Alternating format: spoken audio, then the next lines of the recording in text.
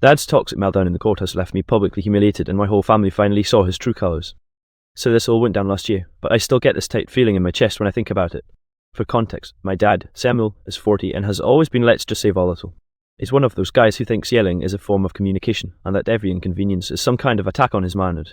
Anyway, the courthouse drama happened because of a custody hearing involving my younger sister, Lily. She's 12. My mom, Claire, divorced my dad 2 years ago after years of toxic fights, and ever since, Samuel's been obsessed with winning custody. Not because he actually cares about Lily's needs, but because he sees it as a competition. That morning, we all had to be at the county courthouse downtown. If you've never been there, imagine a cold building with buzzing fluorescent lights, metal detectors at the door, and a waiting area where everyone looks stressed out. My Aunt Marissa, Mom's sister, came with us for support. She's basically been like a second mom to me and Lily. I was sitting on one of those hard wooden benches with Lily while Mom was talking to her lawyer. Samuel walked in late, of course, slamming the door behind him like he wanted everyone to know he'd arrived. He was wearing this wrinkled button-down shirt with the sleeves half rolled up, like he couldn't even bother to prepare. The second he spotted me and Lily, he raised his voice. "There's my daughter, Lily, come give your dad a hug." Lily froze. She didn't want to get up, and I wasn't going to push her. She just kind of leaned into me, holding my arm tighter. That's when Samuel's face twisted. "Oh, I see how it is," he said loudly enough for the whole waiting room to hear. "Brainwashing her already, huh? That's what you people do." Heads turned. Even the security guard by the metal detector looked over. My stomach dropped. I whispered to Lily, "It's okay, just stay here." Mom came back right then and told Samuel to lower his voice, but of course, that only set him off more.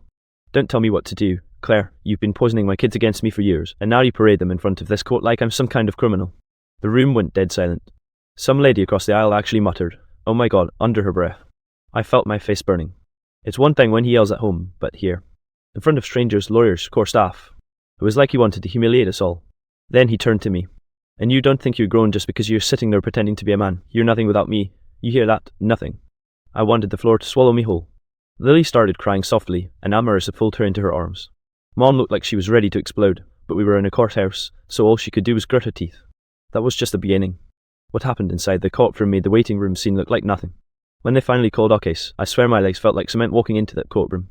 The place was all polished wood and way too bright lights, with the judge's bench towering above everyone like some throne of judgment. Samuel strutted in like he owned the place, while the rest of us filed in quietly. The judge, an older woman named Judge Harrison, looked exhausted before the hearing even started. I imagine she's seen hundreds of families like ours, but that didn't make me feel any less exposed. Mom's lawyer, Mr. Patel, started off calm and professional. He laid out Lily's school records, the fact that Mom's been the stable parent, how Samuel has a history of missing visits, stuff like that. Lily sat between me and Aunt Marissa, clutching a tissue so tightly it looked like she might rip it. Then it was Samuel's turn. That's when the whole thing really spiraled. "Your Honor," he said, standing up way too fast, "these people are liars, all of them." He pointed right at us. "They've been conspiring against me, alienating my own daughter." Judge Harrison held up her hand. "Mr. Bennett, please sit down. You'll have your turn to respond appropriately." But of course, my dad doesn't do appropriately. He launched into this rant about how Mom was supposedly manipulative, how Aunt Marissa was sticking her nose where it doesn't belong, and then out of nowhere he turned to me. "And this boy," he said, voice booming through the room, "he's a disgrace. He thinks he's better than me, but he's just a spoiled brat his mother coddled." I swear, you could feel the air suck out of the room. I wasn't even a part of the custody issue, but suddenly the entire courtroom, lawyers, clerks, random people waiting for their cases were staring at me.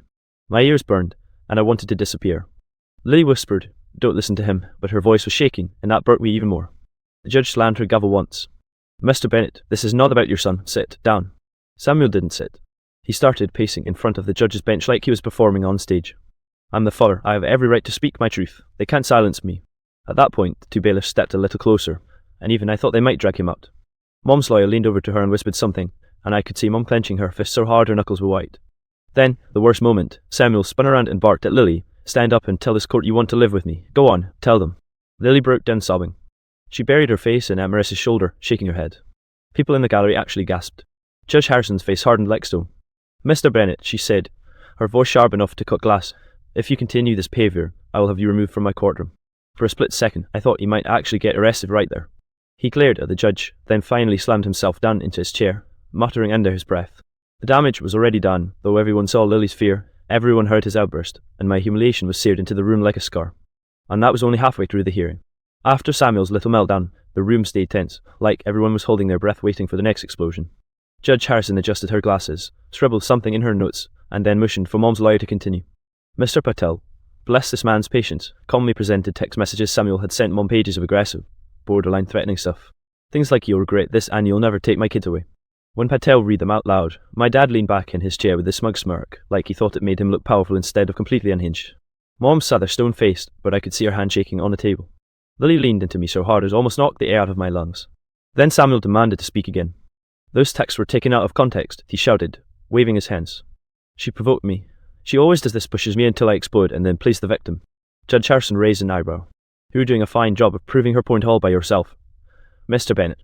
The courtroom chuckled. Like actual chuckles. That tiny ripple of laughter was the worst thing for him.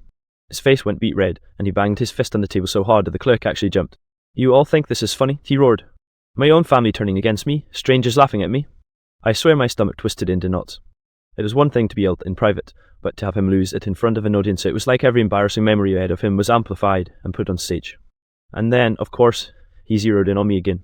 You sit there, acting like you're the golden child, he sneered, pointing a finger at me. But you've disrespected me more than anyone. You think you're better than your father. I didn't say a word, but my silence only made him angrier. His chest screeched as he stood up again. That's when Aunt Marissa snapped. Sit down, Samuel, she yelled across the courtroom. You've humiliated yourself enough. Stop dragging these kids through your circus. Gasps all around. I don't think anyone expected her to shout back, but honestly, it felt like someone had finally punched a hole through the suffocating tension. Samuel spun toward her, his voice dropping into this venomous tone. You've always hated me. You've poisoned them against me since day one. But Judge Harrison wasn't having it anymore. She slammed the gavel so hard it echoed off the walls. Enough, Mr. Bennett. If you cannot control yourself, I will hold you in contempt. This is your final warning. The entire room went dead silent. Even Samuel froze, glaring at the judge but finally sitting down like a sulking child. By that point, the humiliation wasn't just mine. It was his. Everyone saw him for exactly what he was: toxic, unstable, and completely incapable of putting his kids first. Still, I couldn't shake the heat in my face, the shame of being screamed at in front of strangers, the image of Lily sobbing because of him. And then came the climax of the hearing the judge's decision. The air in that courtroom was heavy when Judge Harrison finally spoke again. She looked at all of us, Mom, me, Lily, Aunt Marissa, and then at my dad, who was slouched in his chair like a sulking teenager. I've heard enough, she said firmly. This court is not a stage for theatrics, Mr. Bennett. It is a place to determine what is in the best interest of your daughter. Samuel tried to interject, but she cut him off with a single raised hand.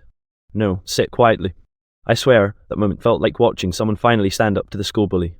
Judge Harrison went on. It is clear to this court that the mother, Claire Bennett, has provided stability, consistency, and care for Lily. Mr. Bennett, your behaviour today alone raises serious concerns about your ability to provide a safe and supportive environment. My dad's face twisted. He whispered something to himself, probably a string of curses, but even his lawyer leaned back, clearly done trying to defend him. The judge looked straight at Lily. Her tone softened. Young lady, you've been very brave today. This must be very difficult for you. Please know this court's decision is not your fault. Lily nodded through tears, clutching my hand like it was a lifeline. Then came the ruling, full custody to Mom, supervised visitation for Samuel until further review. The words echoed through my head, like they were bouncing off every wall. The courtroom murmured. Even people who weren't involved in our case whispered to each other, probably thinking, wow, that Ted just lost everything in one afternoon. Samuel, of course, couldn't take it quietly. He shot up from his chair again, slamming his hands on the table. You can't take my daughter away from me. She loves me. Tell her, Lily, tell them you love me. Lily broke down again, sobbing so hard she could barely breathe. Aunt Marissa wrapped her arms around her and hissed, Don't you dare put that on her. The bailiff started walking over, and Judge Harrison's voice boomed, Mr. Bennett, you are one word away from being held in contempt of court. Sit down or you will be escorted out. For the first time that day, Samuel actually hesitated. He looked around the courtroom, at all the strangers staring at him with disgust, at Mom glaring at him with a mix of fury and pity, and me refusing to look away this time. He sat back down, shaking with rage, but he didn't speak again. When the judge wrapped things up and dismissed us, it felt like the entire room exhaled at once. People shuffled out, whispering about that death and what a scene. Walking out of that courthouse, I should have felt relieved. But honestly, I felt hollow. Public humiliation cuts both ways. Yeah, everyone saw my dad for what he really is, but they also saw me and Lily breaking under his chaos. And the worst part? I knew this wasn't the last time he'd try to drag us down with him. The second we stepped out of the courtroom, the tension snapped like a rubber band. Lily was still crying, clutching at Marissa's arm. Mom was walking fast, head held high, but I could tell she was shaking inside. I trailed behind, kind of stunned, like I'd just lived through a car crash in slow motion. Of course Samuel wasn't done. He stormed out right after us, yelling in the hallway. His voice echoed against the marble walls so loudly that even people on other floors turned to look over the railings. This isn't over, Claire, he bellowed. You think you've won, but you brainwashed them all, especially him. He jabbed his finger right at me. My stomach lurched. You turned my daughter against me, he shouted. You made her hate me. I froze, every muscle in my body tense. I wanted to scream back that he did it to himself, that every tantrum, every insult, every time he put himself before us was why Lily didn't want to live with him. But the words stuck in my throat. Mom snapped at him. "Stop it, Samuel. You embarrassed yourself enough in there. Don't make it worse." He laughed this bitter, ugly laugh and shook his head. "Worse? You haven't seen worse yet." That's when one of the bailiffs stepped in. "Sir, you need to leave the premises now." People in the hallway were watching like it was some kind of live drama. I caught the look on one guy's face, half disgust, half pity, and it made my skin crawl. It felt like everyone was staring at me too, like I was guilty by association. Lily whispered, "I want to go home," her voice tiny, broken. Aunt Marissa wrapped her arms around her and steered us toward the exit. Mom followed, glaring at Samuel one last time before walking away. Outside the courthouse, the sun felt too bright, too normal, like the world didn't realize our lives had just been ripped open in public. Mom's lawyer said quietly, "He won't get far if he keeps acting like that. The court will see right through him." But all I could think about was how humiliated I felt. People saw me get screamed at like a child. They saw my sister break down. They saw my dad acting like some villain in a movie, and us the victims trapped in his storm. On the drive home, Lily finally fell asleep in the back seat, still clutching that crumpled tissue. Aunt Marissa sat with her, rubbing her back gently. Mom kept her eyes glued to the road, her jaw clenched so tight I thought her teeth might crack. I stared out the window, replaying every second. His words rang in my ears, "You're nothing without me." That's the part that stung the most. Because for years, I believed him. And even though I knew the court saw through him today, I couldn't shake the shame of everyone else seeing our family implode. The courthouse humiliation might have ended, but the fallout was just beginning. The week after court felt like living under a microscope. Everyone in the family had something to say about what happened, and not all of it was supportive. My grandma on Dad's side called me the next day, her voice sharp as knives. "You sat there and let your mother destroy your father," she said. "Did you have any idea how humiliated he was? You should have stood up for him." I didn't even know what to say. I just muttered, "I didn't destroy him, he did that himself," and hung up before I started crying. But the guilt sat heavy on me anyway, like I'd somehow betrayed him just by being there. Meanwhile, Mom's side of the family rallied around us. Aunt Marissa came over almost every night with dinner. My Uncle David stopped by and gave me this awkward pat on the shoulder, saying, "You did good protecting your sister." But all I felt was hollow. At school, things were even worse. Word got around faster than wildfire. Someone's cousin had been in the courthouse that day and apparently recognized me. Suddenly I was the kid whose dad flipped out in court. People whispered when I walked past. One guy even joked, "Hey, don't piss him off, his dad's crazy." I wanted to disappear. Every time I walked into the cafeteria, I felt like the courthouse all over again, every eye on me, every laugh at my expense. Dad, of course, wasn't done stirring things up. He started calling and texting non-stop. When I didn't answer, he left voicemails. "You think you're better than me? You'll regret treating me like this." Then another one, "I'll fight until my last breath to get Lily back. Don't think you've seen the last of me."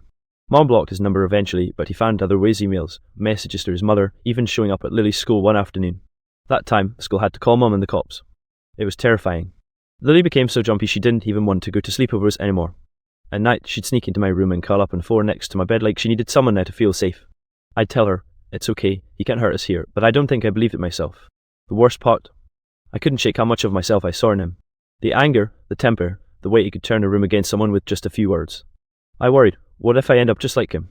One night, after Lily had finally drifted off, I whispered to Mom, "What if I'm like him?" She stopped folding laundry, looked me dead in the eye, and said, "You're not. The fact that you've even asked that question proves you're not. Samuel never questioned himself, never cared who he hurt. You do." It helped a little. But I still carried that courthouse humiliation with me everywhere, like a stain I couldn't wash out. And then came the breaking point at the moment Samuel finally crossed a line no one could ignore. The breaking point came about a month later. Things had been tense but manageable. Mom had tightened security at home. Lily was starting therapy, and I was just trying to keep my head down at school. But then Samuel showed up at the courthouse again, this time for a completely different hearing. It wasn't about custody. It was about him violating the visitation order. Apparently, after he showed up at Lily's school that afternoon, Mom's lawyer filed an emergency motion.